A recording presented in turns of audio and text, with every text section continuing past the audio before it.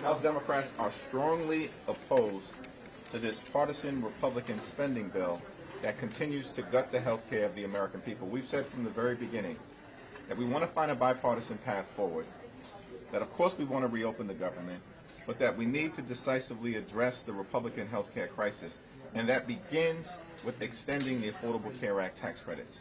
Republicans saw fit on July 3rd to race back into town so they can enact the largest cut to Medicaid in American history, rip food from the mouths of hungry children, seniors, and veterans, and they did all of this so that they can enact massive tax breaks for their billionaire donors, and they made those tax breaks permanent.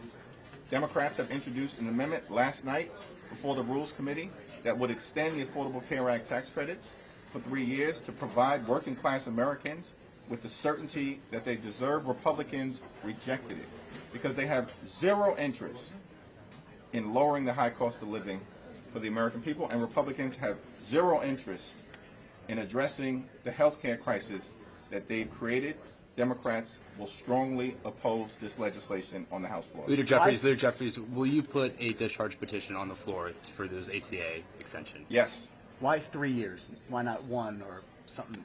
Affordable Care Act tax credits were extended by 3 years in the Inflation Reduction Act. The legislation that we will introduce in the context of a discharge petition will provide that level of certainty to working class Americans who are on the verge of seeing their premiums, copays, and deductibles skyrocket, in some cases experiencing increases of $1,000 or $2,000 per year. This is unsustainable, unacceptable, and it's un-American. Is the discharge petition negotiable, given that some Republicans would be willing to vote for ACA extension, just maybe not in the exact way that it's being proposed now? The Republicans have zero credibility on this issue. These are folks, these Republicans, who have tried to repeal the Affordable Care Act more than 70 different times in the last 15 years. There's no evidence that they're serious about extending the Affordable Care Act tax credits. As a matter of fact, they were given a very reasonable proposal by Leader Schumer, a 1-year extension of the Affordable Care Act tax credits and a bipartisan commission to address the broken health care system moving forward, and they rejected it because Republicans have zero interest in fixing the health care crisis that they've created. Thank you, everyone. Thank you.